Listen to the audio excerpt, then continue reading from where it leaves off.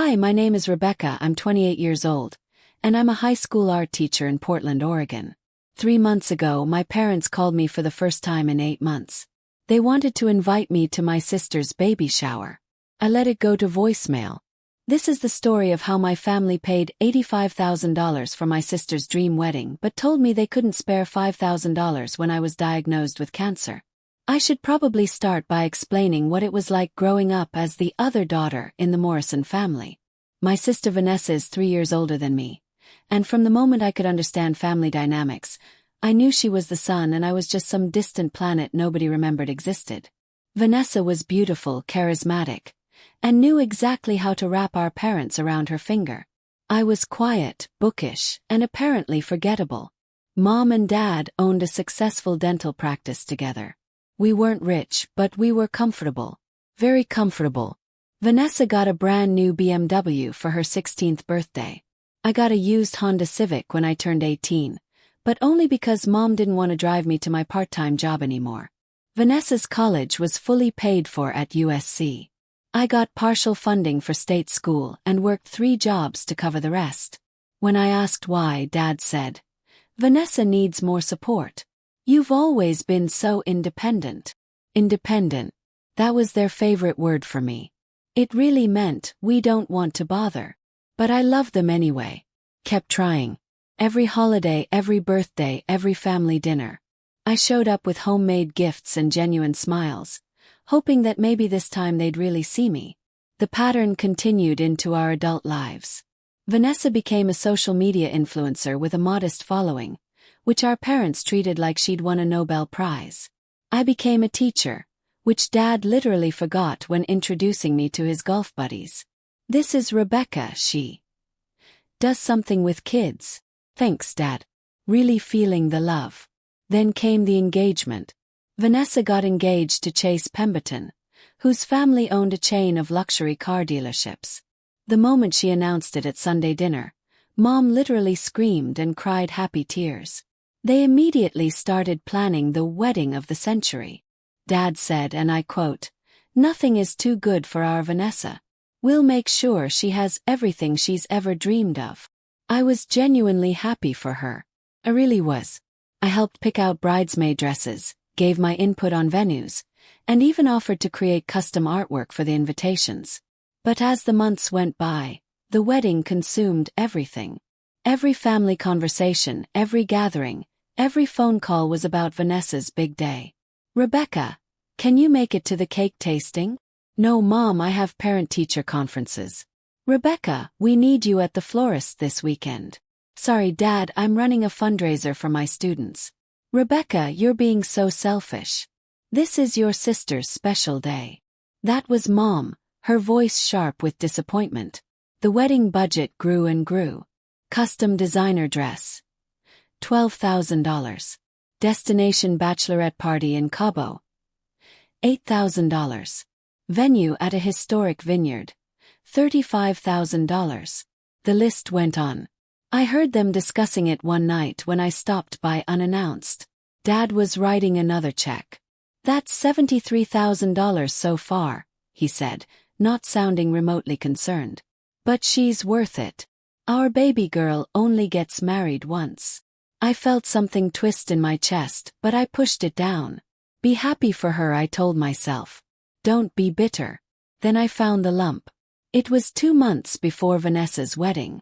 I was in the shower when my fingers brushed against something that shouldn't be there. A small hard mass in my left breast. My blood went cold. I was 27 years old. This couldn't be happening. I went to the doctor the next day. Then came the mammogram, the ultrasound, the biopsy. Each test felt like falling down a deeper hole. My hands shook when the oncologist called me into her office. Stage 2 breast cancer. Aggressive. I would need surgery, possibly chemotherapy, definitely radiation. I sat in that sterile office, listening to her explain treatment options, survival rates, clinical trials. The words blurred together. All I could think was, I'm 27 and I have cancer. The treatment plan she recommended would cost approximately $45,000 after insurance. My teacher's insurance was decent, but not that decent. I had about $8,000 in savings. I'd need help. I drove to my parents' house that evening, my hands gripping the steering wheel so tight my knuckles turned white. Mom was in the kitchen reviewing wedding seating charts. Dad was in his office. "Mom, Dad, I need to talk to you both," I said, my voice barely steady. They came to the living room, looking mildly annoyed at the interruption. I sat down across from them and forced the words out. "I went to the doctor. They found I have breast cancer. Stage 2. I need surgery and treatment pretty quickly." The silence stretched out. Mom's hand went to her mouth. Dad's face paled slightly. But then Mom said something I'll never forget. "Oh honey, that's terrible. But you're young and strong. You'll beat this. The doctors can work out a payment plan, can't they?" I stared at her. "Mom, the treatment is going to cost around $45,000 after insurance. I have some savings, but I need help. Rebecca, we can't just pull that kind of money out of thin air," Dad interrupted, his tone almost irritated. "We have significant financial commitments right now." "You mean the wedding?" I said quietly. "Your sister's wedding is in 2 months," Mom said firmly. "Everything is paid for. Deposits are non-refundable. We've committed $85,000. We can't just." "I have cancer," I said, my voice breaking. "I need surgery. I might need chemo. I'm your daughter." Dad sighed heavily, like I was being unreasonable. "Rebecca, you're being dramatic. You have insurance. You have a job. You're always saying how independent you are. Figure it out. We can maybe help with $1,000 or $2,000 after the wedding, but right now our hands are tied." I felt like I'd been slapped. "Are you serious? You spent $12,000 on Vanessa's dress. You spent $8,000 on her bachelorette party. But you can't help me with cancer treatment." "That's different," Mom said, her voice rising. "Vanessa's wedding is a once-in-a-lifetime event. Your medical bills are, well, they're just medical bills. They happen. You'll manage. Just medical bills." I repeated, numb. "Don't be dramatic, Rebecca," Dad said dismissively. "You always do this. You always make things about you when it should be about your sister. This is her time. Can't you just be happy for her for once?" I stood up. My whole body was shaking. "I have cancer. And you're choosing a party over my life." "It's not a party, it's a wedding." Mom snapped. "God, Rebecca, why do you have to be so jealous? So bitter? We've given you everything you needed growing up." I looked at them both, really looked at them. And I saw the truth I'd been avoiding my whole life. I was never going to be enough. I was never going to matter to them the way Vanessa did. "I need to go," I whispered. "Fine," Dad said. "When you calm down and stop being selfish, we can talk about this rationally." I walked out of that house and didn't look back. The next 2 weeks were the darkest of my life. I cried myself to sleep every night. I looked at my medical bills and my savings account and felt terror claw at my throat. Called my parents 3 times. They didn't answer. On the 4th day, Mom texted, "We're busy with final wedding preparations. We'll talk after Vanessa's big day." My surgery was scheduled in 3 weeks. I couldn't wait for after Vanessa's big day. That's when I remembered Uncle Thomas. Uncle Thomas was Dad's younger brother, the black sheep of the family. He'd left Portland 20 years ago after some family drama I never fully understood. He'd built a successful tech company in Seattle and rarely came back for visits. Dad always spoke about him with thinly veiled contempt. "Thomas thinks he's so much better than everyone else now." I'd always liked Uncle Thomas. He was kind to me at the few family gatherings he attended. He asked about my art, my students, my life. He actually listened. I found his number in my old contacts and called, my heart pounding. He answered on the 2nd ring. "Rebecca, is that you?" I broke down immediately. The whole story poured out, the cancer, the costs, my parents' refusal, everything. I sobbed into the phone like a child. Uncle Thomas was quiet for a long moment. Then he said, "I'll cover it. All of it. Every penny." Uncle Thomas, I can't ask you to. You didn't ask. I'm offering. Family takes care of family, Rebecca. Real family. His voice hardened. Your father hasn't changed one bit, has he? Still playing favorites. Still choosing money over what matters. I'll pay you back, I promised. Absolutely not. Consider it a gift. But Rebecca, I want you to do something for me. Anything. Don't tell your parents where the money came from. Not yet. Let's see how this plays out. I agreed, though I didn't fully understand why. Uncle Thomas transferred $50,000 into my account the next day. I cried when I saw it. I had never felt so grateful and so heartbroken at the same time. I had my surgery 3 days before Vanessa's wedding. It went well, they got clear margins. I'd need radiation but possibly not chemo. Small victories. I was recovering alone in my apartment when Vanessa called. Where are you? The rehearsal dinner is tonight. I had surgery, Vanessa. I told Mom and Dad. Surgery? What are you talking about? My blood went cold. The cancer surgery. I have breast cancer. Did they not tell you? Silence. Then, wait, what? You have cancer. Since when? I told them 6 weeks ago. Oh my God, Rebecca. Had no idea. Are you okay? Do you need anything? For a moment, I heard genuine concern in her voice. Maybe there was hope. I'm okay. I just need to rest. But you're still coming to the wedding, right? You're my maid of honor. And just like that, the moment vanished.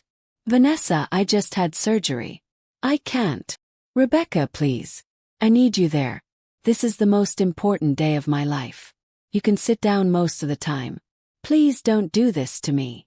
Do this to you. I couldn't believe what I was hearing. Mom said you were being difficult about money or something. I don't know the details. But please, just put aside whatever drama this is and be there for me. I hung up without answering. I didn't go to the wedding. I stayed in my apartment recovering from surgery, watching Netflix and eating ice cream.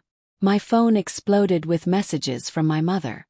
Angry, guilt-tripping, manipulative messages. You've ruined your sister's day. How could you be so selfish? After everything we've done for you. I blocked them all. The radiation treatment started 2 weeks later. I went alone to every appointment. I felt sick and exhausted. My skin burned. I lost weight. But I showed up to teach my classes because my students needed me, and honestly, they were the only bright spot in my life. 3 months passed. I heard through social media that Vanessa was pregnant. Mom posted about it constantly. Her first grandchild, such a blessing. Vanessa was glowing. No one called to check on me. Then Uncle Thomas called. How are you feeling? Better. The radiation ended last week.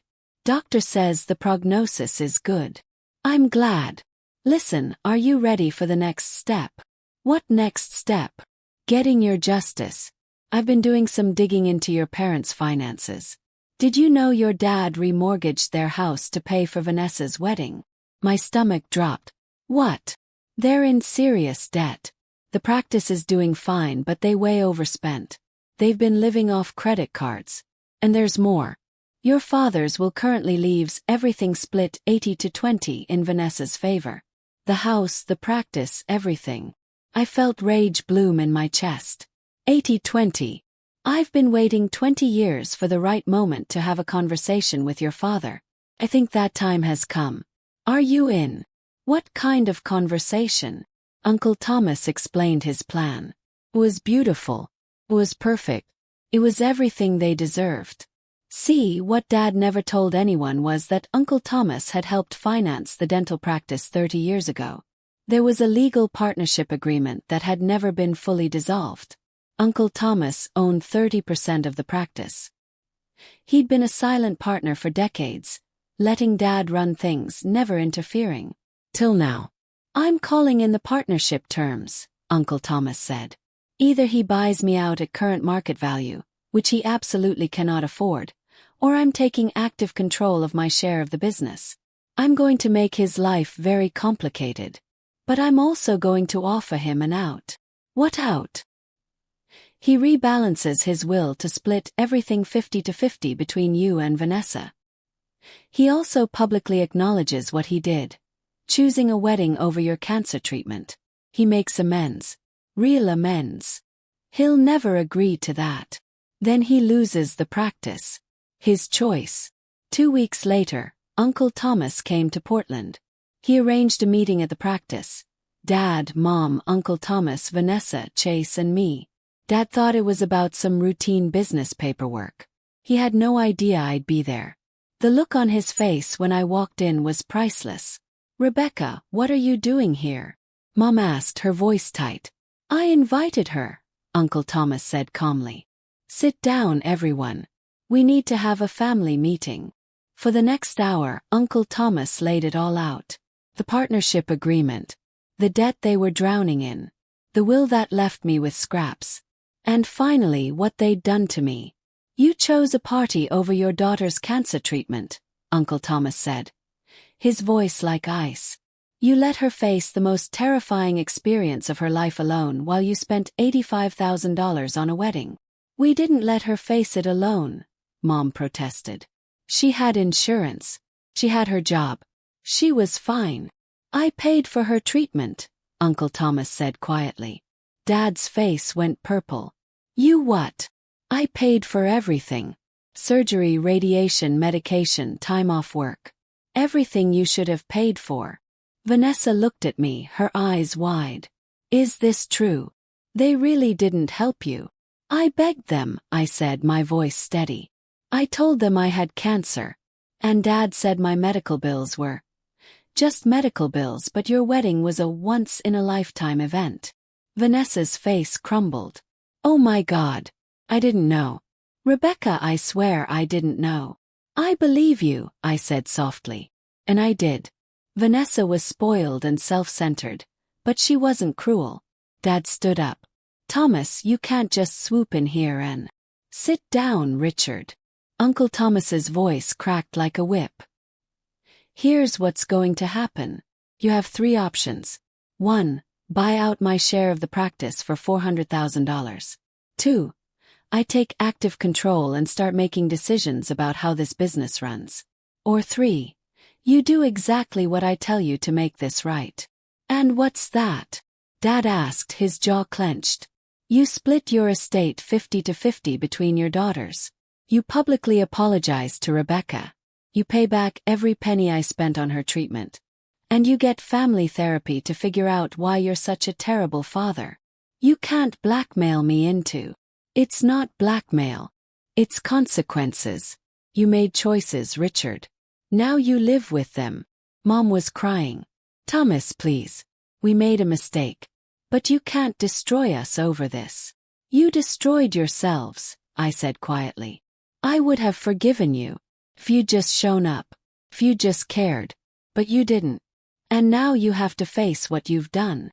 Dad looked at me, really looked at me for the first time in years. I saw something break in his face. "I'll do it," he whispered. Option 3. "I'll do whatever you want." The changes happened slowly but surely. Dad revised his will. He started paying Uncle Thomas back in installments. And one Saturday morning, he and Mom came to my apartment. "Can we talk?" Dad asked, his voice small. I let them in. We sat in my tiny living room, and for the first time they listened. Dad cried. Actually cried. "I don't know what's wrong with me," he said. "I've spent your whole life overlooking you, and I don't even know why. You were never the problem, Rebecca. I was." Mom held my hand. "We failed you. And I'm so sorry. It wasn't a magic fix. Words can't undo years of neglect. But it was a start." Vanessa called me that night. "Can I come over?" When she arrived, she hugged me tight. "I'm so sorry. I was so wrapped up in my own life, I never noticed how they treated you. But I see it now. And I'm going to do better." "I'd like that," I said. Today, 6 months later, I'm healthy. My scans are clear. I've started painting again. Something I'd given up in college. My relationship with my parents is complicated, but we're working on it. They show up now. They ask about my life. They're trying. Vanessa and I have coffee every week. She's a good mom to my nephew, and she's genuinely trying to be a better sister. We're not best friends, but we're getting there.